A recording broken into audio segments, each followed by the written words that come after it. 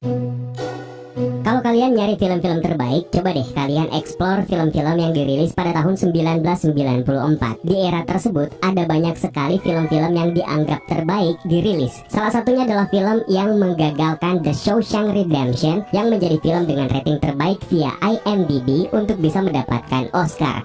Film yang satu ini juga diangkat dari novel karya Winston Groom dengan judul yang sama, Never know what you're gonna get. Forrest Gump. Oke, santai sejenak, rebahkan badan di atas alas karpet, kasur, sofa, asal jangan rebahan di atas badan pacar orang, nanti enak. Universe, here we go again. Welcome to Rewatch.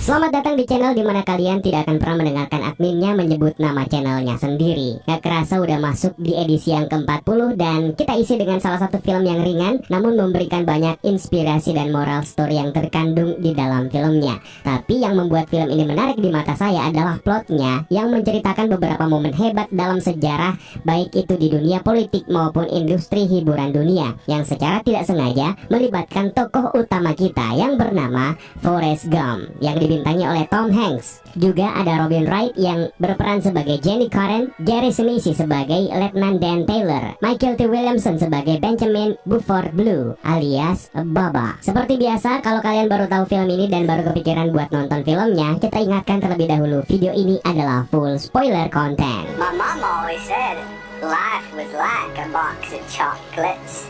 Film ini diawali pada tahun 1981 di sebuah halte bus di Savannah, Georgia. Seorang pria bernama Forrest Gump mendapati sehelai bulu burung puyuh.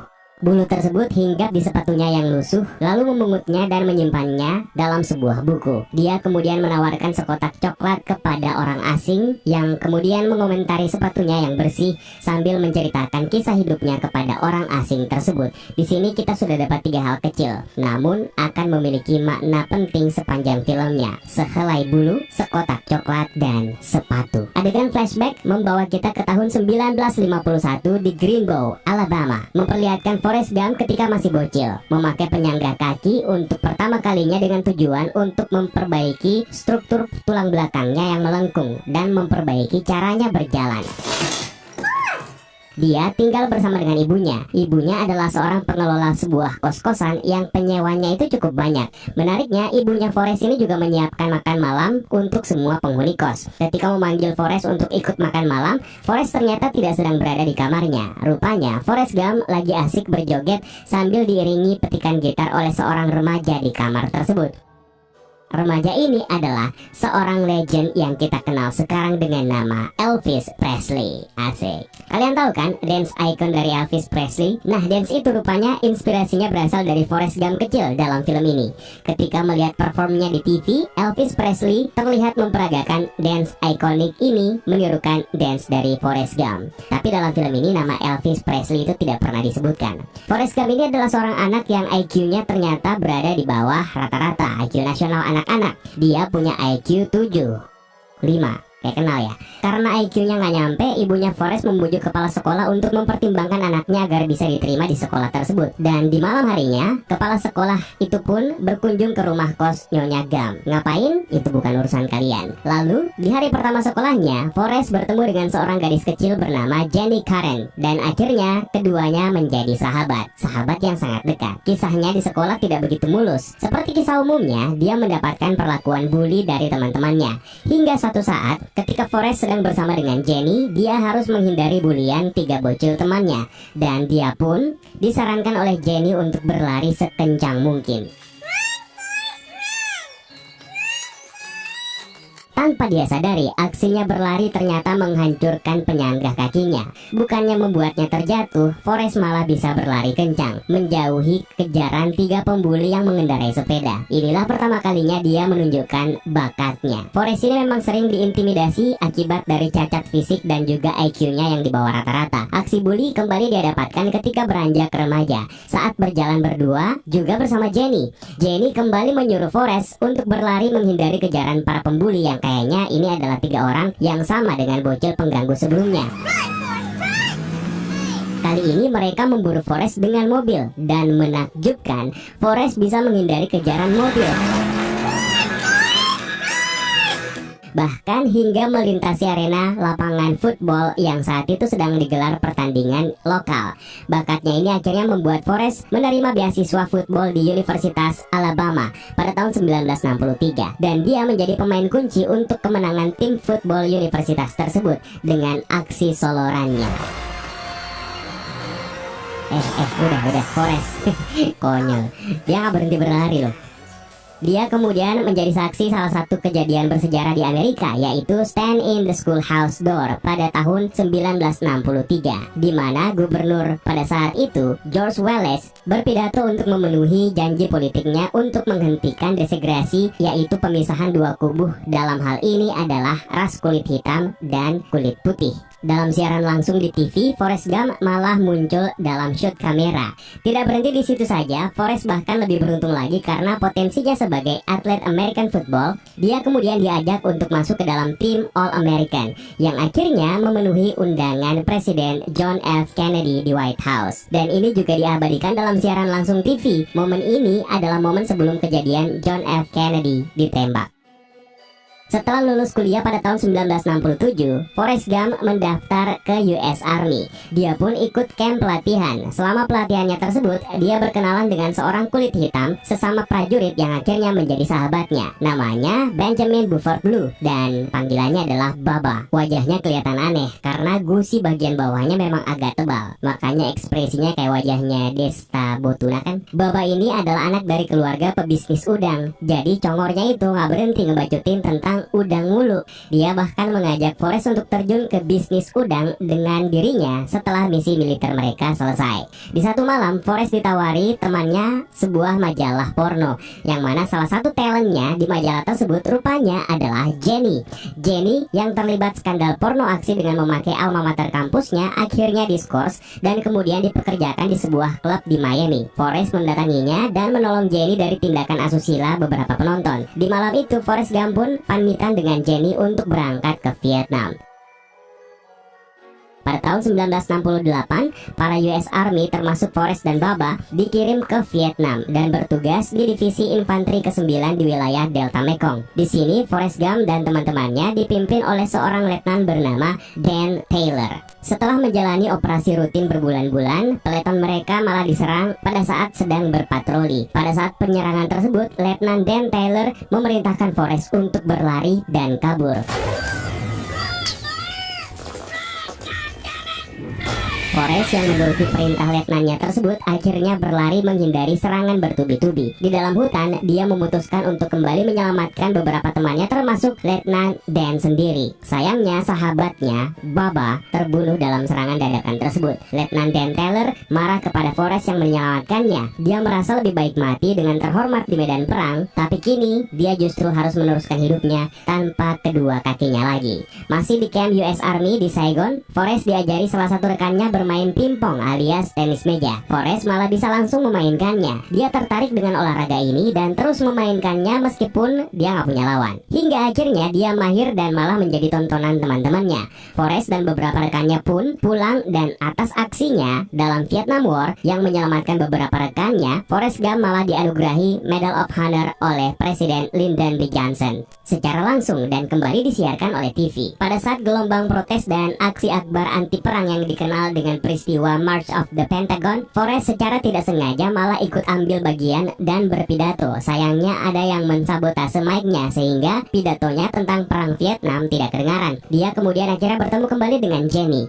Pada saat ini, Jenny malah sudah mulai bergabung dengan komunitas hippie yang sedang hits pada saat itu. Secara nggak sadar, scene ini sebenarnya memperlihatkan kita sejarah awal mula istilah hippie atau hipster yang menjadi tren remaja kala itu. Komunitas ini mengagung-agungkan nilai cinta, perdamaian, dan harmoni. Mereka anti kemapanan dan mengadopsi gaya hidup yang bebas seperti tinggal dalam van dan berpindah-pindah tempat, experimenting terhadap drugs, mendengarkan musik rock and roll yang dianggap tabu oleh generasi di atas mereka pada saat itu, dan pastinya gaya pakainya itu ya nyeleneh, rambut yang dibiarkan terurai, berantakan, bertelanjang kaki. Karena style hidup mereka seperti itu, Jenny akhirnya harus berpisah dengan Forrest Gump sekali lagi. Setelahnya, Forrest terus mengembangkan bakatnya bermain pingpong dan bahkan membuatnya menjadi selebriti terkenal setelah dia diajak ke Tiongkok untuk bertanding melawan tim pingpong Cina. Karena pengalamannya menginjakkan kaki di Tiongkok tersebut, Forrest Gump diundang dalam sebuah talk show TV terkenal pada saat itu, yaitu Close the Door.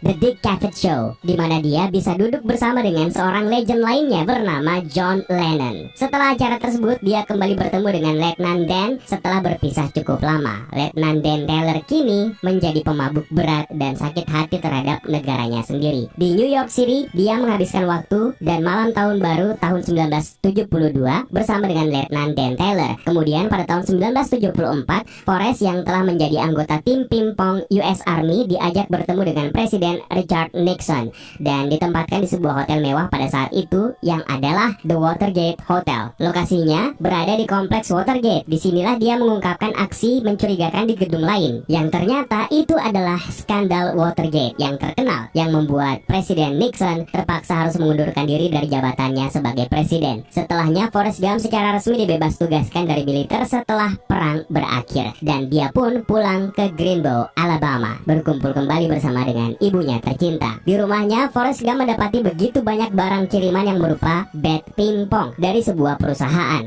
Ternyata Forrest di-endorse perusahaan tersebut. Asik. Waktu itu sudah ada endorse loh ya. Nggak tanggung-tanggung, Forrest mendapatkan uang dari hasil endorse-nya itu 25.000 US dollar. Tidak lupa dia juga mengunjungi keluarga sahabatnya, Baba, dan mendatangi makamnya untuk memenuhi janjinya tentang bisnis udang. Dia menggunakan penghasilan dari endorse bat pingpongnya untuk membeli perahu di Bayou Le Batre, kampung dari Baba. Perahu ini kemudian diberi nama Jenny yang dia gunakan untuk menangkap udang.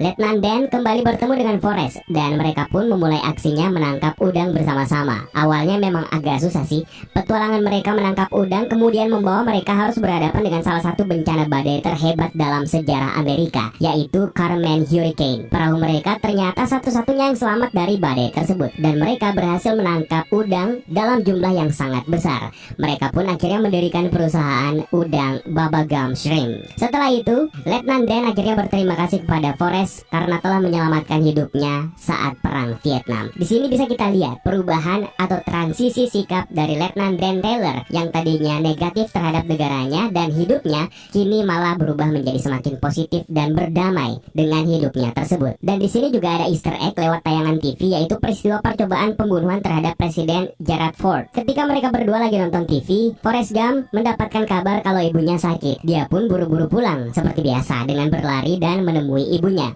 Ibunya pun meninggal karena kanker. Sebelum meninggal, sebuah nasihat repetisi yang kita dengar di awal film yang sebenarnya memiliki pesan moral yang sangat dalam. Forrest Gump dengan bangga selalu menceritakannya. Life is a box of chocolates, Forrest. You never know what you're gonna get. Letnan Dan Taylor kemudian berinvestasi ke sebuah perusahaan yang disebut oleh Forrest Gump dengan Some Kind of Fruit Company, yang ternyata tahu nggak, perusahaan ini sekarang dikenal dengan nama Apple Incorporate, yang mana produknya dengan bangga kalian pamerkan ke teman-teman kan? Saya sih nggak. Keduanya pun kini menjadi jutawan, tapi Forrest Gump juga memberikan setengah dari pendapatannya kepada keluarga Baba, yang akhirnya memberikan mereka penghidupan yang lebih layak. Pada tahun 1976, Jenny akhirnya pulang dan menemui Forrest di rumahnya. Jenny sekarang menjalani proses pemulihan dari kecanduannya terhadap narkoba selama bertahun-tahun dan tinggal bersama Forrest. Jenny juga akhirnya memberikan Forrest hadiah, sebuah sepatu baru yang membuat Forrest tentu saja senang bukan main.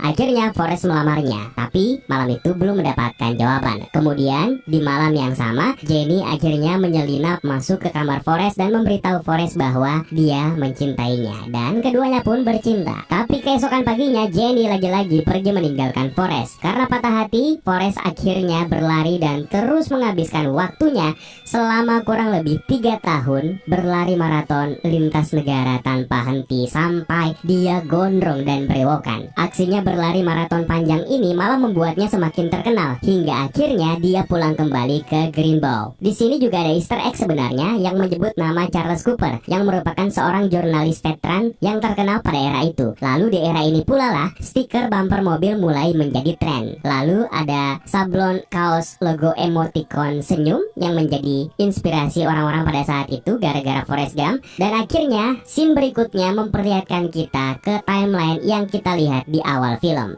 ketika masyarakat sedang dihebohkan oleh tragedi penembakan Presiden Ronald Reagan. Kita akhirnya tahu bahwa Forrest Gump sedang menunggu di halte bus karena dia menerima surat dari Jenny yang meminta Forrest untuk mendatanginya. Orang asing yang ditemani Forrest Gump berbicara juga sudah berganti ya.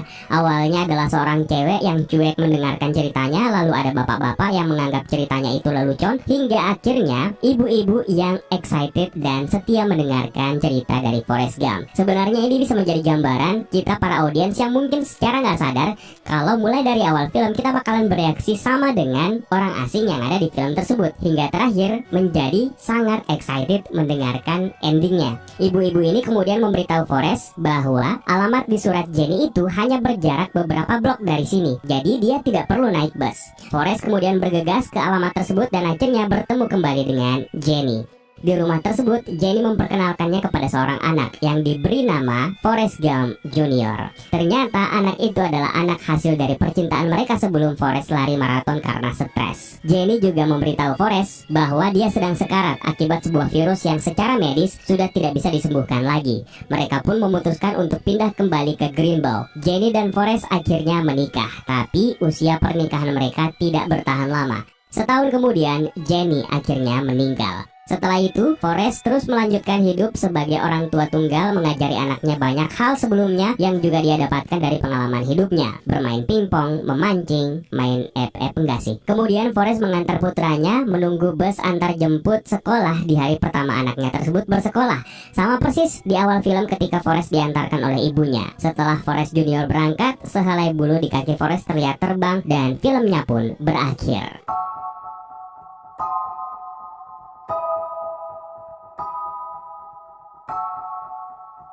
Oke, masih perlu direview mengenai film ini. Oscar sebenarnya sudah menjadi jawaban. Film ini adalah salah satu film terbaik yang membuat saya merasa tidak pantas untuk menjadi orang yang mereview film hebat ini. Saya lebih tertarik kepada beberapa poin yang telah saya catat dan beberapa detail yang mungkin luput dari perhatian kita pada saat menonton. Salah satu dari sekian banyak subplot yang dihadirkan oleh Forrest Gump adalah karir dari Forrest sebagai pemain pingpong profesional. Kalian sadar gak kalau selama Forrest main pingpong dalam film ini, dia nggak pernah berkedip loh. Dia adalah sosok pendengar yang baik. Ketika dia awalnya belajar main pingpong, salah satu rekan militernya memberitahu Forrest bahwa trik permainan pingpong ini sebenarnya adalah terus memperhatikan bola, dan sejak saat itu dia melakukannya. Tapi hebatnya dia benar-benar melakukannya secara harfiah. Tahu kan, memperhatikan atau mempelototi bola tanpa berkedip. Nah, itulah yang membuat dia jago banget main pingpong. Dan mungkin kalian berpikir kalau adegan Forrest bermain pingpong itu dimainkan oleh atlet pingpong profesional? Enggak sama sekali. Kayaknya nggak mungkin ada pemain pro sekalipun yang bisa memainkan permainan tersebut sesempurna yang dimainkan oleh Forrest Gump. Faktanya, bola pingpong itu adalah CGI. Forrest Gump adalah sebuah film yang menceritakan perjalanan hidup Forrest Gump selama beberapa dekade, dari masa kecilnya hingga paruh baya. Dalam film ini, Forrest Gump mengalami banyak transformasi, yang mana ada satu hal yang kita lihat konsisten dalam hidupnya. Setiap kali film ini menunjukkan adegan di mana usia Forrest bertambah, dia selalu mengenakan kemeja kotak-kotak berwarna biru. Detail seperti ini mungkin tidak menarik perhatian audiens, padahal sebenarnya sangat membantu untuk memperjelas film ini secara visual naratif. Salah satu kekonyolan kecil sepanjang film ini adalah semua foto Forrest Gump yang muncul dalam film tersebut diambil bersama dengan orang-orang penting atau pada acara-acara penting. Dan perhatikan matanya Forrest Gump, dia selalu terpejam loh di foto-foto itu. Ada yang nyadar gak? Kalau cuma dengar alur ceritanya doang sih gak bakalan tahu, gak seru. Tapi ini adalah detail kecil yang sebenarnya cukup absurd loh, yang menandakan Forrest Gump sebagai karakter bodoh setiap kali berada di tengah beberapa momen bersejarah sepanjang masa. Kita kembali ke detail yang kita sebut sebutkan di awal, ada 3 detail yang kita fokuskan. Sebenarnya banyak sih, tapi saya nggak mau durasi video ini panjang, penontonnya dikit. Pertama, coklat. Coklat di sini menjadi simbol yang punya pesan tersembunyi. Sebenarnya sudah terungkap dalam film. Hidup itu seperti sekotak coklat. Antum tidak pernah tahu apa yang akan antum dapatkan. Ini adalah warisan kekal yang diturunkan kepada Forrest Gump dari ibunya, yang menggambarkan situasi Forrest Gump sepanjang film. Seorang anak laki-laki underrated yang diremehkan dari Alabama, kemudian mendapatkan banyak keberuntungan dengan berinteraksi dengan beberapa tokoh penting dalam sejarah di abad ke-20, dan bahkan memiliki beberapa pengalaman unik yang tidak akan pernah dia rencanakan. Singkatnya, expect the unexpected and be open-minded. Itu moral story-nya. Lalu dihubungkan dengan sepatu, di mana di sepanjang film ini sepatu menjadi elemen penting Forrest untuk menjalani hidupnya. Dimulai dengan penggambaran hidupnya dari awal, di mana dia adalah anak penderita kelainan struktur tulang yang mengharuskannya berjalan menggunakan bantuan besi penyangga di kakinya. Karena kelainan ini malah memberikan Elvis Presley inspirasi dance performnya, meskipun ini fiksi ya. Lalu dilanjutkan dengan perjalanan Forrest dengan mengenakan berbagai macam sepatu hingga mendapatkan hadiah sepatu dari Jenny. Sepatu ini sama terlihat seperti yang dikenakan oleh orang asing di awal film. Dan yang paling membuat penasaran adalah sehelai bulu yang membuka dan menutup film ini. Bulu ini melambangkan fakta bahwa sebenarnya Forrest tidak pernah membuat keputusan apapun untuk masa depannya. Dia hanya mengikuti apapun yang datang kepadanya. Dia membiarkan masa depannya melayang menjalani hidupnya yang tertiup angin apapun yang menerpa dirinya pada saat itu. Ingat bagaimana dia bergabung dengan tim sepak bola atau American football, dan bagaimana dia bergabung dengan tentara, bergabung dengan pemain pingpong profesional. Itu hanya 3 contoh nyata saja, kisah yang tidak pernah dia rencanakan sama sekali. Jadi Forrest Gump adalah bulu itu. Moral story dari film ini juga sebenarnya masih banyak lagi, seperti misalnya to have good friends, be a good friend. Tidak ada pertemanan yang lebih baik daripada Forrest Gump dan Baba yang dia temui pada saat perang Vietnam kan. Lalu pelajaran yang bisa kita catat berikutnya adalah do what you love, no matter what. Forrest Gump itu sangat suka memotong rumput, sehingga dia melakukannya bahkan ketika dia sudah menjadi seorang jutawan, triliuner. Di luar itu, kalian pasti melihat itu bodoh, tapi dia sebenarnya nggak peduli. Dia selalu jujur pada dirinya sendiri. Jujurlah pada diri sendiri tentang apa yang membuat kalian itu bahagia. Dan masih banyak lagi sebenarnya moral story yang ada dalam film ini. Ada yang mau tambahkan? Di kolom komentar ya. It's time for me to sign out. My name is Eka. Stay safe and until next time.